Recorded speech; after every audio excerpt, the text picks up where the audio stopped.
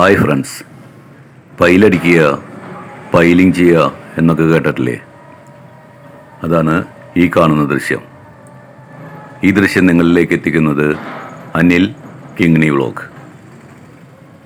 Building പണിയുമ്പോൾ നമ്മുടെ നാട്ടിലൊക്കെ പണ്ട് തറപണിയാന്നൊക്കെ കേട്ടിട്ടില്ലേ? അതിനു പകരം ചെയ്യുന്ന ഒരു പണിയാണ് ഈ പൈലിങ്.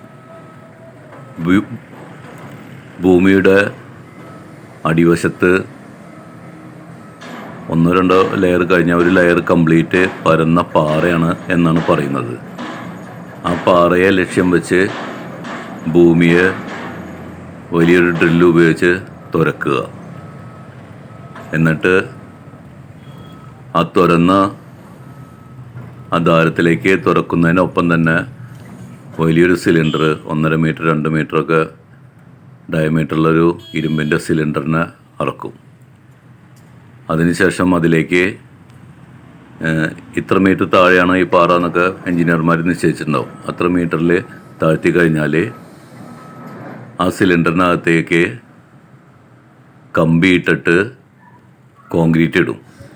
കോൺക്രീറ്റ് ഇട്ടതിന് ശേഷം ഈ മെറ്റൽ സിലിണ്ടറിനെ വൈബ്രേറ്റർ ഉപയോഗിച്ച് വലിച്ച് ഊരിയെടുക്കും. അതവിടെ നല്ലപോലെ ഉറയ്ക്കും. അപ്പോൾ അതിൻ്റെ ബേസ് ഭൂമിയുടെ മുകളിലെ ലെയറിൻ്റെയൊക്കെ താഴെയുള്ള ലെയറിലുള്ള ആ പാറയിലേക്ക് ഈ കോൺക്രീറ്റ് ഉറച്ചിട്ടുണ്ടാവും എന്നാണ് പറയുന്നത്. എന്നിട്ട് ഈ കോൺക്രീറ്റ് തൂണിൽ മേൽ നിന്നാണ് ബിൽഡിങ് പണിതുയർത്തുന്നത്. നമ്മുടെ നാട്ടിൽ പണ്ടൊന്നും അങ്ങനത്തെ പണി കണ്ടിട്ടില്ല. നമ്മുടെ നാട്ടിൽ നല്ല തറ മാന്തുക, എന്നിട്ട് തറപ്പണിക്കാരുണ്ട്, അവർ വന്നിട്ട് കരിങ്കല്ലുകൊണ്ട് തറ പണിയും. തറ പണിതിട്ട് ആ തറയിൽ മണ്ണൊക്കെ ഇട്ട് നിറച്ച് എന്നിട്ട് ആ തറയുമെന്നാണ് ചുമര് പണിതിരുന്നത്. പിന്നീടത് തറയുമൊരു ബെൽറ്റ് പോലെ വാർത്തിട്ട് അതിൻ്റെ മുകളിൽ നിന്ന് പണിയാൻ തുടങ്ങി. ആ ബെൽറ്റിൻ്റെ മുകളിൽ നിന്ന് ബീമുകൾ മുകളിലേക്ക് പിടിച്ച് അങ്ങനെ പണിയാൻ തുടങ്ങി. എന്നാൽ വിദേശത്തൊക്കെ 10-20 വർഷം മുന്നേ തന്നെ ഞാൻ കണ്ടിട്ടുണ്ട് ഇങ്ങനെ പൈലടിച്ചിട്ട് ബിൽഡിങ്ങുകൾ പണിയുന്നത്.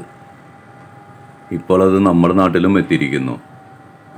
ഈ ദൃശ്യം ഞാനിന്ന് കൊടുങ്ങല്ലൂർ പോയി വരുമ്പോൾ വഴിമധ്യേ ഒരു കൺസ്ട്രക്ഷൻ സൈറ്റിൽ കണ്ടതാണ്.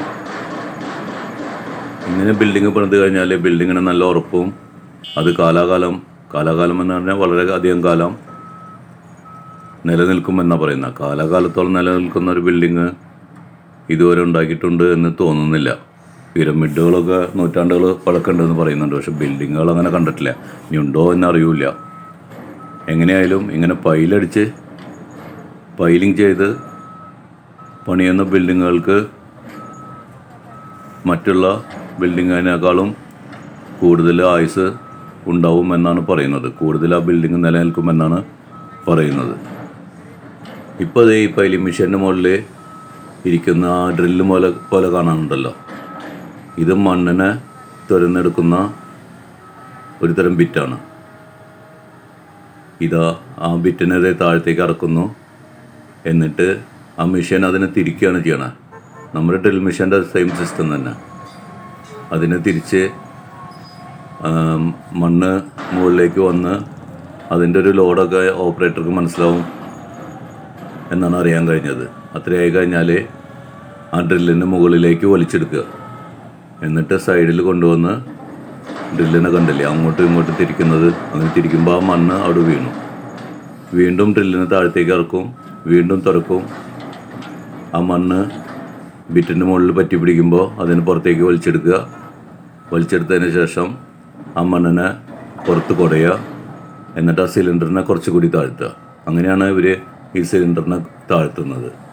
അങ്ങനെ ആ സിലിണ്ടറിൻ്റെ ഏതാണ്ട് ഒരു പരിധി കഴിഞ്ഞു കഴിഞ്ഞാൽ പിന്നെ ഈ ഡ്രില്ല് ഇവർ അഴിച്ചു മാറ്റും.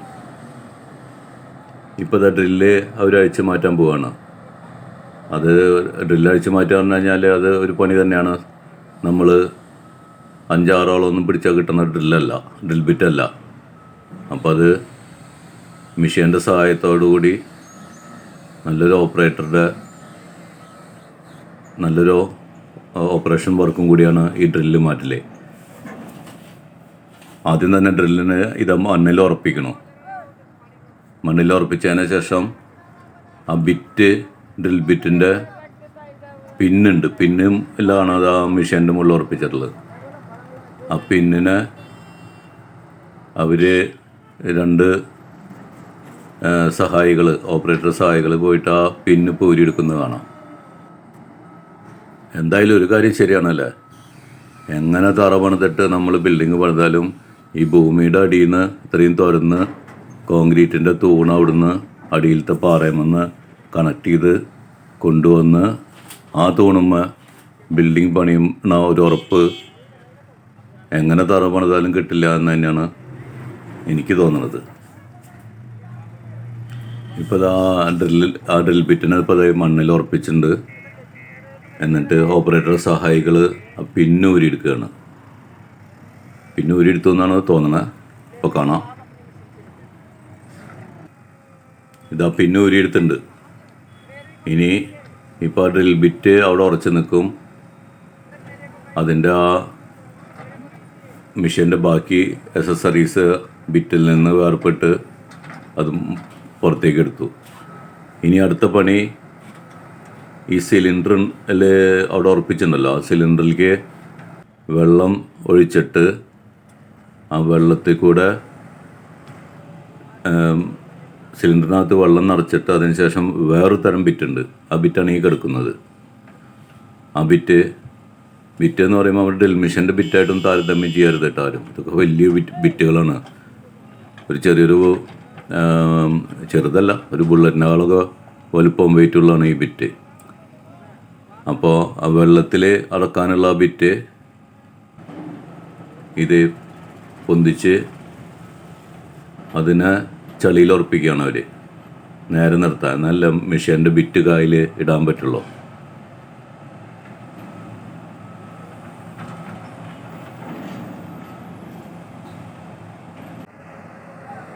ബിറ്റിനെ എടുത്ത് മാറ്റി വയ്ക്കാൻ ഉപയോഗിച്ച ആ മെറ്റൽ വയർ മെഷീൻ്റെ മുകളിൽ തന്നെ ഉറപ്പിക്കുകയാണ്. എന്നുവെച്ചാൽ ഈ ഹെവി എക്യുപ്മെൻറ്റ്സ് ഉപയോഗിച്ചിട്ടുള്ള വർക്കുകളാകുമ്പോൾ വളരെയധികം ശ്രദ്ധിക്കണം. അതങ്ങനെ ആരെങ്കിലും തലയ്ക്ക് വന്ന് കൊണ്ടു കഴിഞ്ഞാൽ പിന്നെ പണി ആയത്. അപ്പോൾ അത് ഉറപ്പിച്ചതിന് ശേഷം ഇത് ആ തിരിയുന്ന ആ ഭാഗം ഈ വെള്ളത്തിൽ കറക്കണ ഈ ബിറ്റുണ്ടല്ലോ, ഈ ബിറ്റിൻ്റെ ഉള്ളിലേക്ക് ഓപ്പറേറ്റർ ഇടുകയാണ്. ഇതൊന്നും ആരും നമ്മൾ മനുഷ്യന്മാർക്ക് സ്വയം മറ്റുള്ള ഡ്രിൽ മെഷീൻ്റെ ബിറ്റ് മാറുന്ന പോലെ മാറ്റാൻ പറ്റിയ സാധനമൊന്നുമല്ല. മെഷീൻ്റെ സഹായത്തോട് കൂടി തന്നെ ചെയ്യാൻ പറ്റുള്ളൂ. ഇതിപ്പോൾ അതിലേക്ക് ഇറക്കിയതിന് ശേഷം അതിൻ്റെ അസിസ്റ്റൻ്റ് ഓപ്പറേറ്റർ ചെല്ലുന്നുണ്ട്. അതിലേക്ക് 2 പിന്നിടണം, പിന്നിട്ട് ലോക്ക് ചെയ്യണം. അല്ലെങ്കിൽ ഈ സാധനം സിലിണ്ടറിൻ്റെ ഉള്ളിൽ കിടന്ന് ഇനി അടുത്ത ഡ്രിൽ ചെയ്യുന്ന സമയത്ത് അത് അവിടെ ഉറച്ചു പോകും. ഇതാ അതിൻ്റെ പിന്നിട്ട് ഉറപ്പിക്കുകയാണത്. അത് കഴിഞ്ഞു. ഇനിയിപ്പോൾ അത് വീണ്ടും ഡ്രിൽ ചെയ്യാനായിട്ട് റെഡി ആയിട്ടുണ്ട്.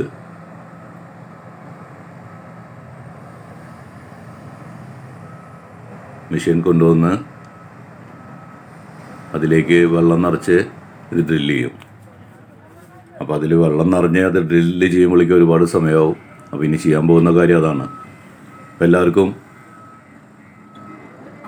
അപ്പോൾ എല്ലാവർക്കും ഫയലിങ്ങിനെ പറ്റി ഒരു ഐഡിയ കിട്ടിക്കാണുമെന്ന് ഞാൻ കരുതുന്നു. വീഡിയോ കണ്ടതിന് താങ്ക്സ്.